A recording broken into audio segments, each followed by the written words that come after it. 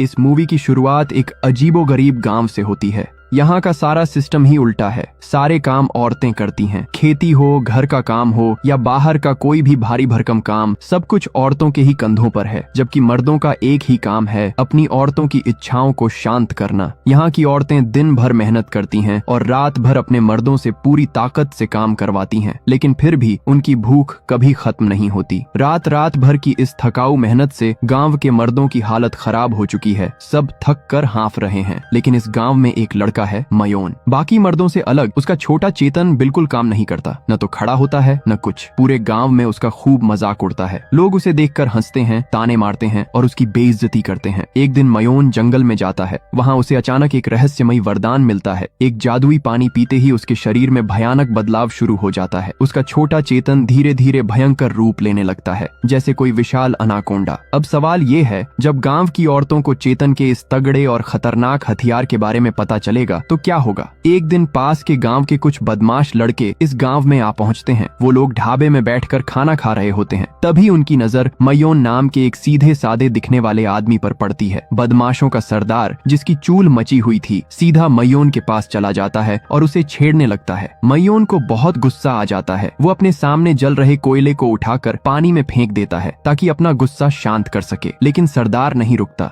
देखते ही देखते वो मयोन पर हमला कर देता है। मयोन अब पूरी तरह भड़क चुका था। वो भी सरदार पर जोरदार हमला कर देता है। जब सरदार के चेले उसे बचाने के लिए दौड़कर आते हैं, तब मयोन उन सबकी अच्छे से धुनाई कर देता है। यह देखकर वहाँ मौजूद सारी औरतें हैरान रह जाती हैं। मयोन की बहादुरी देखते ही उनके दिमाग में गंदे ख्याल आने लगते हैं। सब सोचने लगती हैं कि जो इतनी जोरदार लड़ाई लड़ सकता है, वो उनकी खेत की जुताई भी उतनी ही तेजी से करेगा। तभी वहाँ एक दादी आ जाती है। वो सबको चेतावनी देते हुए कहती है, अरे ओ लड़कियों, उसे देखकर अपने मन में ख्याल मत लाओ। लड़ाई में बहादुर होना और खेत में हल चलाने में अच्छा होना दोनों अलग बातें हैं। सब लड़कियां पूछ बैठती हैं, मतलब? दादी मुस्कुराते हुए बोलती है, इसके पास जो नागराज है वो फन नहीं फैला सकता। दादी की बात सुनकर सारे लोग मयोन की तरफ देखते हैं और जोर जोर से हंसने लगते हैं। मयोन सब कुछ चुपचाप देख रहा था, लेकिन कुछ नहीं बोलता। अब हम मयोन के बड़े भाई कर्ण को देखते हैं। कर्ण देखने में बेहद हैंडसम और तगड़ा था। पूरे गांव की औरतें उसकी दीवानी थीं। सब उसे बहुत पसंद करती थीं। जब भी कर्ण नदी में नहाने जाता, सारी लड़कियां छुप छुप कर उसे देखा करती। उसका तगड़ा शरीर और हैंडसम चेहरा देखकर उनकी आंखें फटी की फटी रह जाती। उधर मयोन जब कहीं जाता तो लोग बस उसके बड़े भाई कर्ण की तारीफें करते रहते। कोई उसकी बहादुरी की बात करता, कोई उसकी ताकत की। मयोन चुपचाप सुनता रहता, लेकिन मयोन के अंदर एक आग जल रही थी। उसका छोटा चेतन हमेशा सोया रहता था, बिल्कुल बेकार। इस बात से वो इतना गुस्सा हो जाता कि पागल सा हो जाता। वो दारू पीकर तमाशा करने लगता, चिल्लाता, रोता और गांव वालों को गालियां देता। एक दिन उसके बड़े भाई कर्ण आते हैं। वो मयोन को बोरी की तरह कंधे पर उठाकर ले जाते हैं। रास्ते में दोनों की मुलाकात किम नाम की लड़की से होती है। किम नदी के पुल पर अकेले नाच रही होती है। कर्ण उसे नाचते देखता ही रह जाता है। उसके कदम रुक जाते हैं। अचानक बैलेंस बिगड़ता है और दोनों नदी में गिर जाते हैं। पानी में गिरने से दोनों पूरी तरह भीग जाते हैं। गांव काफी दूर था, इसलिए दोनों नदी किनारे आग जलाकर अपने कपड़े सुखाने लगते हैं। आग के सामने बैठे तो हैं, लेकिन एक दूसरे से बहुत कम बातें कर रहे थे, जैसे उनके बीच कुछ ठीक नहीं चल रहा हो। असल में बात 4 साल पुरानी है। एक मेले में दोनों भाई राइस केक बेच रहे थे। अचानक मयोन की पैंट में आग लग जाती है। उसका छोटा चेतन जलने ही वाला था। कर्ण ने बिना सोचे समझे अपने भाई को बचाने के लिए जोरदार लात मार दी। लात सीधे मयोन के छोटे चेतन पर पड़ी। उस दिन आग के साथ साथ मयोन का सब कुछ बुझ गया था। तभी से वो अपने भाई कर्ण से बात करना ही बंद कर चुका था। कहानी फिर वर्तमान में आती है। एक दिन गांव के कुछ लड़के बैठकर किम की खूबसूरती की तारीफ कर रहे थे। एक लड़का बोला,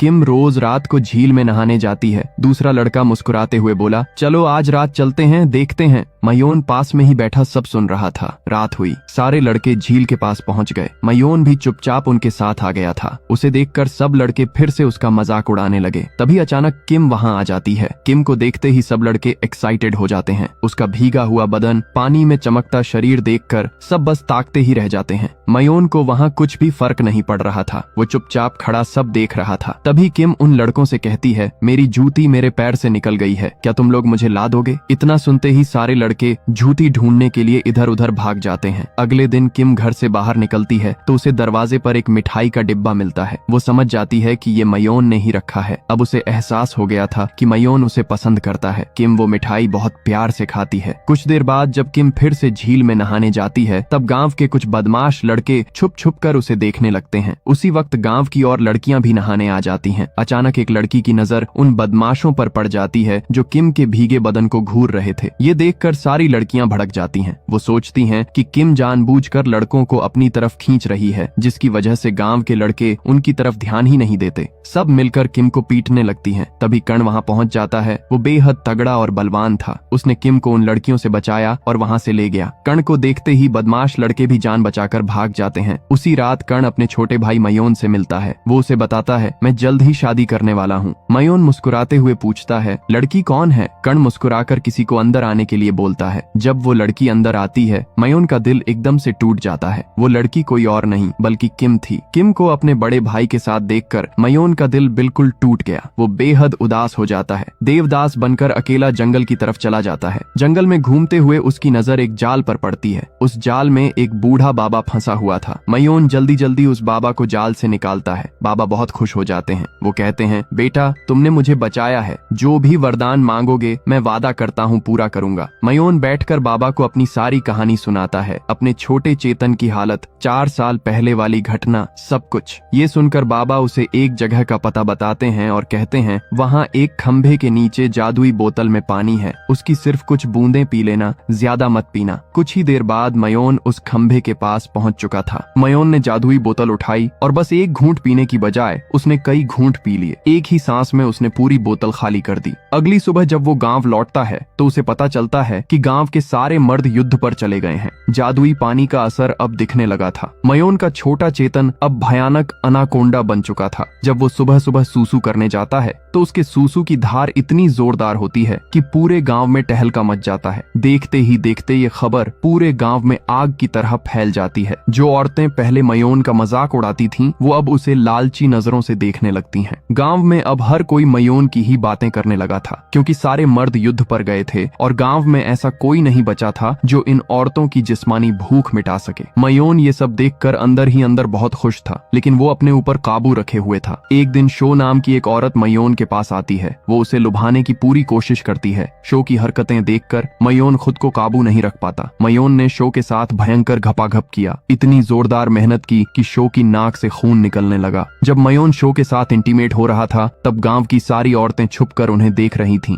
मयोन के अनाकोंडा को देखकर सब हैरान रह जाती हैं। इसके बाद सारी औरतें शो के पास जाती हैं और पूछने लगती हैं कि आखिर क्या हुआ। शो मुस्कुराते हुए कहती है, तुम लोग बस इतना समझ लो कि मेरे पिछवाड़े को ठीक होने में कम से कम 2 महीने लगेंगे। शो की ये बात सुनकर सारी औरतें दंग रह जाती हैं। अब सारी औरतें मयोन के घर के बाहर लाइन लगाकर खड़ी हो गई थीं। हर कोई अपनी बारी का इंतजार कर रही थी। मयोन अपनी सर्विस जनहित में लगातार जारी रखे हुए था। धीरे धीरे पूरे राज्य में मयोन की ख्याति फैल गई। इस खबर तक राज्य की राजकुमारी तक भी पहुंच गई। राजकुमारी के आदेश पर सिपाही मयोन को पकड़कर महल में ले आए। राजा मयोन से सीधे कहता है, तुम्हें हमारे दुश्मन राजा से मुकाबला करना होगा। अगर तुम जंग जीत गए तो मैं तुम्हारे बड़े भाई कर्ण को युद्ध से वापस बुला लूंगा। मयोन राजा की बात मान लेता है। अगले ही दिन वो प्रतियोगिता वाली जगह पर पहुंच जाता है। ये लड़ाई काफी अनोखी थी। दोनों को अपने हथियार पर वजन बांधकर उठाना था। जो ज्यादा वजन उठा लेगा वही जीत जाएगा। दुश्मन का आदमी पहले आता है और लगभग 30 किलो का वजन अपने हथियार से उठा लेता है। ये देखकर राजा और राजकुमारी दोनों परेशान हो जाते हैं। अब मयोन की बारी थी, लेकिन उस वक्त मयोन का छोटा चेतन पूरी तरह सोया हुआ था।